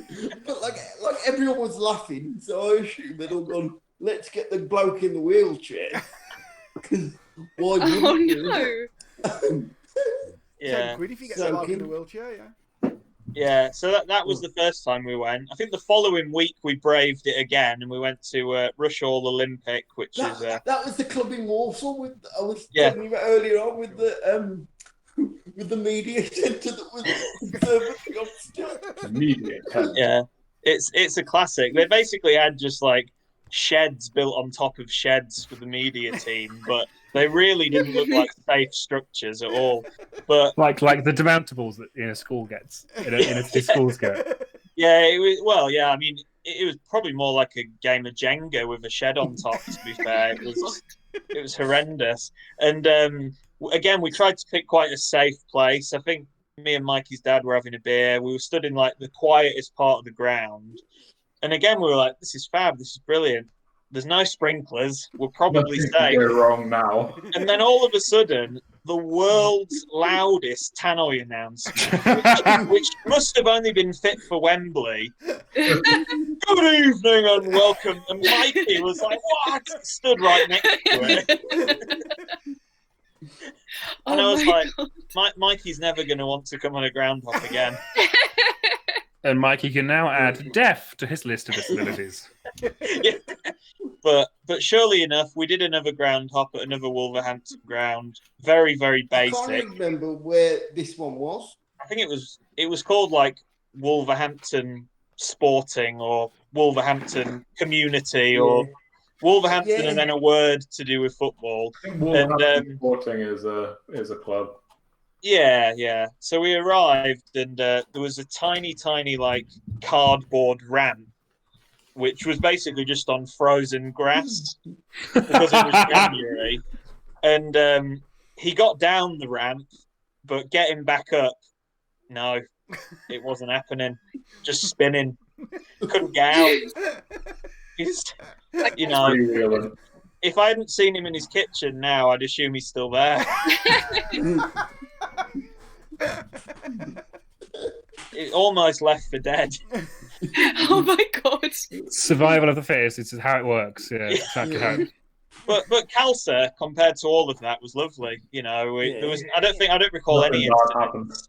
Yeah. Nothing bad happened. Although there was a funny on the match footage. There was a video of me and Tom taking pictures of the floodlights. As if we Really didn't look lame. anymore. Don't mind them, they're just the floodlight enthusiasts. You who get say them that. sometimes. You say that, but Wrexham has an entire section of the fan shop dedicated to our big fuck off head floodlights because they are so big. They have but when everyone's like, "Why is Ryan Reynolds going to buy Wrexham?" We were like, "Boom, biggest floodlights in the non-league. That's why." Sounds like my kind of club. And only 2 of them work. That's all right. I think there's at least 6 pages on Twitter called like non-league floodlights. There's non-league floodlights, non-league toilets, non-league food, and it's just obviously pictures that My mate used to run one called non-league carpets. I Speaking of found one yesterday. Go on, Mikey. Speaking of non-league and social media, we've not even spoken about Tony Incenza. Oh, probably for good reason. He's kind of like the Darren Strain of non-league endorsement, I guess. He's an odd duck. Who is he? So He's Vincenzo, I think he's employed by Talk Radio. yeah, he's on TalkSport. He claims to have been to every Queen's Park Rangers match since whenever he was born. He claims to be the youngest person ever to have officially been to all of England's top flight grounds, and more recently, he claims to have gone and watched a match at York City a year before the ground opened. Oh, Now, I'm one not of saying those people. He's kind of like the Pele of ground hopping. Like he Yeah. He'll turn up at I don't know if any of you have sons on this or daughters or children. He'll turn up at your under 5 kids match and count that as a ground. Right. If the under 6s are playing next door, he'll count it too. There's more than a couple of times we've gone we had a match that was like Cribs Causeway versus someone or other in the League Cup, which is really a non-event. There's no possible reason that you would go there unless you were local. And it was on a Monday afternoon. And it was on a Monday afternoon, and Tony Incenzo was there. I mean, he's dedicated, I suppose. I think like he had like a newspaper interview where he was like, "Yeah, my ground hopping basically cost me my marriage." Oh shit. Yeah. Luckily, my wife is very tolerant. Yeah. I'm nowhere near Encanto level. Yeah. He says. Yeah. Just out of Yeah. When I lose all my hair, maybe I'll turn into Tony Encanto. Maybe that's a feature that awaits all of us. Yeah. Just out of interest, did you ever go to a ground called Darlaston FC? Ooh. I've definitely watched Darlaston play. I can't remember if they were home or away. Darlaston are still playing now, but their old ground, which was in Darlaston Town Centre, had an infamous slope. Oh yeah. Yeah, I've heard of that one. I don't think I've The Darlaston slope, and I mean it was like they don't play there now because like the ground got condemned. How could a bit of like a flat bit of grass? Oh, as in the actual. Okay, right. For some reason, I thought you meant the pitch got condemned. It's like, no, I think the pitch probably got but condemned. it's fallen on itself at any moment. Probably should to play on it. Because everyone in Wolverhampton has a cold at all times. Although, that was where I saw the greatest goal I'd ever seen. Darlaston Town, Vince Bailey running down the right wing. And then it was Dean Walters up front, who was Bully's strike partner when Steve Bull used to play at Telford. Christ. Right? And he Steve was like Bull head and shoulders. Dean Walters was head and shoulders above anyone in that league. So he'd like usually get a hat trick most games. But Vince Bailey goes running down the slope and he just knocks this ball over to no one. And it's like, and then Dean Walters starts running down the pitch and it's like, where's he going? And then he just kind of leaps and just hangs in the air and does this massive diving header, catches the ball straight in the bottom corner. And you know those wonderful goals where everyone goes, oh! And there's that brief second where you're just like, I didn't see. I did. It was one of those. And again, you don't seem to see that in the pro game even. It's very rare. Or maybe you expect to see a Ruben Neves 35-yarder. Yeah. And in non-league, you just sometimes you just see this like, sorry. Do you remember the first time we saw Henry Eze? Oh yeah. Now he was a top man. He was like he basically Don't know about this fella. he's just an absolute tank of a football player. Imagine George Elokobi crossed with Adiakin Fenwar. Yeah. He should have been playing American football. He looked like he had the pads on and everything. You know, he wasn't fat or anything. He was just pure muscle. You know, he was pure muscle. Great. Well, yeah, he made his Adama Traore look like a child. I tell you. Okay, let's just back off a second. Okay. Right. Can we get live polls on this thing? Yeah. What was the player's name? Henry, and then his surname is spelled E-Z-E. Henry Eze. Like easy. Just gonna... Images. You might, you know. It depends. No, fucking hell. But it's just like he hasn't got a neck. It's all. Yeah, he's built, but he hasn't got those like shoulder muscles that Adama Traore's got. Where you're like, how are they even muscles? I didn't know there were muscles there. He hasn't got The thing with Henry though is he doesn't need those. Oh, I see. Yeah. He's there to play football. You know, he's not. He's not about the shoulders. The most ripped player I ever saw play was Matthias Pogba, but it made no sense because he just didn't give a shit about football.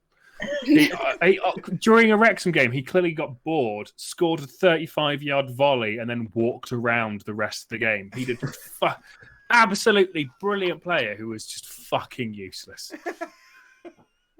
Yeah. Like, just brilliantly terrible. Must be something in the name. Mm-hmm. Family traits, perhaps. I've just seen the time. Fucking hell. So the other Yeah, thing so we've about, done the intro. So the other thing about non-league is you get to see some ex-pros who Yeah. have gone way past the sell-by date. Hmm. I saw Dennis Irwin. No. Really? Actually, Willinghall Town, when I was a wee bairn, played a friendly match against Manchester United, and Bobby Robson and Mark Hughes were playing. Wow. Yeah, on that Willinghall Town pitch, that Sporting Calcer pitch, and it was 0-0. Nice. So come That's on, practically a win. Cool. which is practically a win. Practically. So which old professionals have you seen? Well, Tom's probably seen quite a lot of familiar ones in the Western League, I imagine. I can't think of anyone major. Like when Rovers played Notts County in the FA Cup, you said that there was someone that played in the Champions League final. Oh yeah, it was who was it now? Well, I don't know. It might have been the semi-fight. It was Alan Smith who played for Man United. Oh yeah, it was Alan Smith when he played for Leeds and Man United, and he was sort of winding down his career at Notts County. Yeah, that's he was still all right though. He was still worth a punt. You mentioned Marlon Harewood. Marlon Harewood, yeah. Like he was most famous, which is quite sad, really. Most famous for playing for Blackpool in the Premier League and scored a hat trick on his debut, and then I don't think he ever scored again after that. Oh. But I I remember them winning. They won their first game like 4-1, and it was like, Christ, Blackpool, top of the league. There was the guy that played for who was that team that we saw in the FA Vase final? South Shield. Was it South Shields or North Yeah, Shields? he played for Stoke or something. Yeah. There's been a few famous ones. I mean, the most famous one I know of in the region, obviously way before my day, but it relates back to the story Dave just told, was when George Best played for Nuneaton. He played for everyone though, didn't he? Towards the end. But Nuneaton, Oh, Nuneaton. Yeah. I mean, come on, Wow. that is some story. Was he there when they lost to Worcester because of Darren Staines? Darren. Yeah. Darren Stay. He was the main. Yeah. Cassie. Yeah. The thing is, Darren though, I mean, Staines. even George Best at Nuneaton, like 2 weeks before he died, you'd still be like, "That's George Best." Yeah, Yeah. even 2 weeks after, he'd probably still have been one of the better players. Oh no. Oh, It's just the remains of George Best's liver is in goal. that's the one thing that always got me about Sunday League as well, is that a lot of teams, particularly ones in the Premier League of the Sunday League in each area, you'll usually find there's a striker, probably about 25, 26, who's just on another level to everybody else. Had trials at West Ham. Yeah, but when they hit 16, someone went, "Here, have a pint of lager," and then Yeah, that was their right. football career gone. Absolutely. There's so many players like that. Like Jamie White, who got signed by Rovers in the conference. He was like an absolute world beater when he played for Salisbury, and but he just liked a beer. Like he couldn't make the step up to the top level of non-league, and then he went away from Rovers and went to like Blackfield and Langley or something like that, and again like scored about 40 goals in the season, and like he's in the Hampshire County League now, scoring 1 million goals a season. Professionalism isn't for everyone. Like, look at me and Daz. I mean, Yeah, look at us. I mean, to be fair, look at us. Yeah. Yeah. I mean, Why? It's great though. It's such a wonderful. All this makes me want to do now is go and watch a football match. let's go together. So, This is depressing. I know it's. I don't feel like I'm forcing two group of friends together. Just just to be like important, even though I am. Like, We'll do a live show. We will all do a Calcer. let's get on to Calcer. Ask him to do a live show. Like Calcer is the obvious choice. Crossover episode. Yeah. That'd be cool. That would be amazing. Yeah. You can teach me what football is. Yeah, where Hannah just commentates. Sports. I will be talking about the beer and the pies. Will there be I pies? would fucking love it. No, it's the Calcer. You'd be having a bargee, not a pie. Oh, a bargee! It's the bargee place. Yeah, I will be rating the bargee. Yeah, I really want to get Kat Hannah to do commentary on sport she doesn't ever know about. Yeah, because I think we'll start on things you kind of know, so like rugby league, football. Then I'm thinking, league I we end on American football and kabaddi. Yeah. American football would be great because it'd be like they're all running down that end. Oh, they're having a sit down now. Oh, there's an outbreak. Oh, they've gone back to the hours middle again. later. Oh, okay, they're all running. Oh no, okay, time out. Cool. Whereas kabaddi is just British Bulldog. That would be great. I've never heard of that. I would love to. Oh, Google it. It's great. It's so much fun. Yeah, it's amazing. In fact, they do that at Calcer. Do they? Yeah. Let's go. It was the one time when Willing All Town had the ground that Willing All Town made money because they'd put the kabaddi on and like 4,000 people would turn up. Wow. It's like, I think we've got to go out. Very popular. I think it's like the sixth most popular sport. Something stupid. I mean, I have no idea what it is, but 4,000 people in the Calcer ground sounds fucking awesome. Well, I mean, Willing All Town, like you go back to the 80s. They'd get 4,000 going down Fibbersley.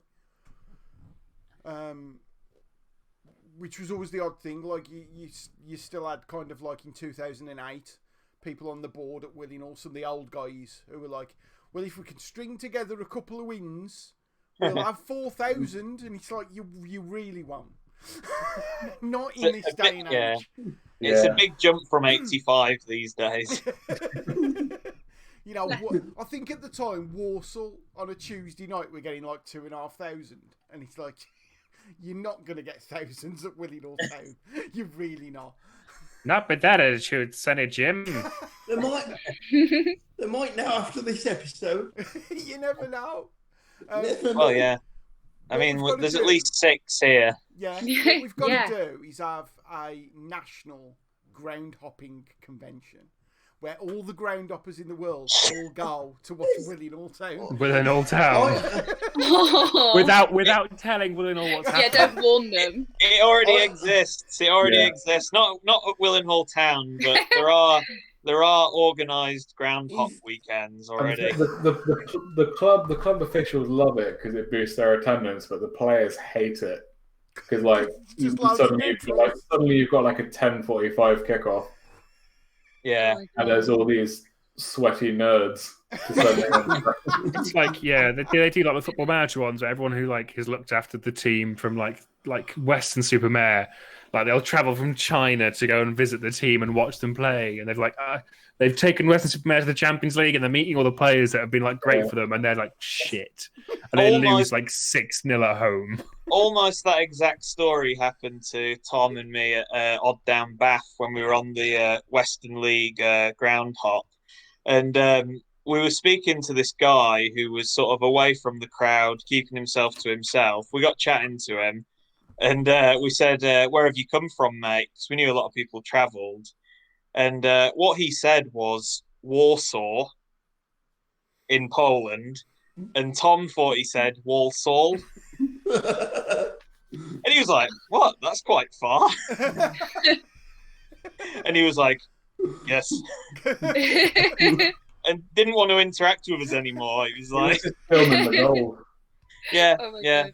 He didn't look like he was enjoying himself though. Not like when the thing is when me and Tom go on these ground hops, we just have an absolute howl. But for a lot of people, it's quite a serious event. There's a lot of we're very different from other ground hoppers. We enjoy a beer. We The experience of the whole. Yeah. Mad for a ball pit. Got a strike. So it's a bit, but like there's people that like they're very serious about it. Like they want to get a program. They want to like list down the who turned out for the team or whatever. Yeah. So How many corners can in the get really first nerdy half? about that, and I wouldn't want to downplay what they enjoy, but it's not. That's not what you get out of it. Yeah. Well, to put it into context, when we went on the Western League Groundhog, as I've mentioned earlier, there was 4 games in the day, and usually when me and Tom go to a ground, we probably have 5 or 6 pints at the game. But because we were going to 4 grounds, we thought there's no chance. We can't do 6 pints at each ground. It's not. Yeah, that would be insane. Yeah. It would. So instead, we thought we'd limit ourselves because it was a 12-hour day. We thought if we have 3 per ground, 1 before the match, 1 at half time, 1 at the end. We'll get back on the bus. We'll pace ourselves. Yeah. But still, that was pacing ourselves back in the day. Yeah. That still ended up being 12 pints without really having any food. Yeah. My insides are crying for you. But the thing is, we kept getting told off by all the other attendees. Yeah. There was one guy, because obviously, like I say, a lot of them, they make a proper weekend of it. It's like they've travelled down from Sunderland or Glasgow or wherever. They've travelled all this way. So if they miss a throw-in or a corner or whatever, they're fuming. And I think Tom missed 2 goals while he was at the toilet. But it doesn't matter. There's 4 games. We're going to see loads of goals. There'll be more. Yeah. But yeah, not I think necessarily though. What if they were the only 2 goals of the entire? Well, I mean, it was a whole that 4-game day was just one of the days as well. So we had 1 game on the Friday night, 4 games on the Saturday, and then I think 2 on the Sunday. So it was 7 games in a weekend, which is a lot of football. It is a lot of football. Yeah. I mean, that's a lot. Was you by the Sunday? Was you like? Is there any cricket on? You know what I mean?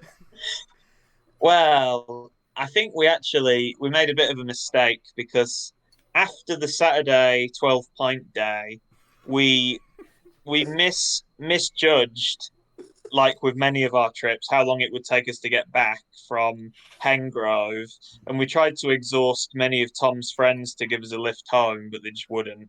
So we ended up getting a lift with a random groundhopper who was driving back to Nottingham, and he was like, "Oh yeah, I'll drop you off. Whereabouts are you going?" And it was a massive detour, but he did it anyway. And we didn't realise the next day the games kicked off even earlier. It was like 9:30. And they were in like North Devon, so it was about a 2-hour drive. So we missed the first half of the first game of the final day, which was a bit of a shame. But again, there's more football. Yeah. There will be more. Up until COVID, there's always been more football. Yeah. It's There only will be since again. Yeah. hopefully. It's only since COVID that I've really thought I really should have took that chance to go and do this, go and do that. There's a few times I've done it, like about a week before the Euro under-21s a couple of years ago, the under-21s tournament in Italy. About a week before, I was like, there's some cheap flights from Birmingham to Venice for like 25 quid. So I was like, I might just go to it. And on my own, I just sort of flew over there, hired a car for like a tenner a day and just drove around Italy doing like day trips in the day. And then the great thing was the matches didn't kick off till like 9:30 at night. So you basically had like a whole day like on the beach, city seeing, and then you go watch the game at night. And stuff like that really does make you think, this is why I do it. But then on the other side of it, there's the, missing the train home from Wolverhampton on a typical Saturday afternoon side of it as well. If that's the worst thing that's happened to us, we should consider ourselves lucky. Yeah, to be fair. Yeah, that's not a bad thing. Yeah, not bad going. Yeah. Well, I'm proud of you. I'm proud. You Your know logistical what? skills are top. That's like 2 hours we've been going. Brilliant, guys. Yeah. Thank you. Oh man. God. You're welcome. Thank you. I feel dead proud. Aww. You made this happen. I feel like a proud dad. I took a tip. I feel like it came off. It happened. And You've done good. The great thing is, we're all going to now go on a Calcer ground up Yeah. when the pandemic. And more importantly, I'm going to get a really good bargee, which I'm really excited about. Yeah. Yeah. I love it. Absolutely. Yeah, well, any excuse to go back to Calcer. I think that's since the restart of the football last October. That's basically all I've been doing is going to watch Calcer. So I've been thoroughly enjoying myself. Yeah. They're a good bunch of lads. They really when are. should it all start again if things go the way they're saying? Is it May or June? Well, Hey, isn't it? There's some places that are looking to do like local/regional tournaments from Easter onwards, but Roman's last been invited to a tournament. Yeah, there's some in the northwest, like Preston way, that are happening, but I don't think I'll bother. A lot of them, I think, are going to be behind closed doors as well at the start. It's just to give like non-league teams the chance to play again. But I think the proper season, pre-season, should kick off from June onwards. Basically, it'll be when the pubs reopen. Let's face it. When the pubs reopen, double celebration. Yeah. This summer's going to be go. Haven't both of you just like been signed by a social media news? Well, yeah, we've there's a new the UK's first ever sports podcast dedicated channel got in touch and asked if we wanted to be a part of it with our blog that our podcast that we do, which the sort of primary serious, for a lack of a better word, podcast that we do, which is called Lost Clubs. And that's basically me and Tom spend most of the month on our nights off from work interviewing random people about the really sad times at football clubs that no longer exist. And then we put them into a documentary, basically. And we've done 2 episodes so far. We released one at the start of Feb and one at the start of March. And we're hoping it's going to be a monthly thing. Well, it has to be anyway, because now that we've signed up for this thing, we're under contract now. We're obligated now, yeah. Dangerously close to having to take this seriously. Yeah, well, that's the thing. Yeah, that's why nights like this. I mean, this is usually our podcast night anyway, so to be doing this, it's certainly a lot less pressure. Hence why Tom's on the water now. Yeah. It's been great, hasn't it? I've really enjoyed it. Yeah. Well, roll on Calcer. That's all I'm going to say. Let's end this shenanigans. And because I'll tell you what, I need to go to bed. It's fucking late, mate. I'm so fucking tired. Tom, Daz, thank you for coming. Thanks, guys. And everyone else, we'll see you all next week. So say bye, everyone. Bye, everyone. Bye, everyone.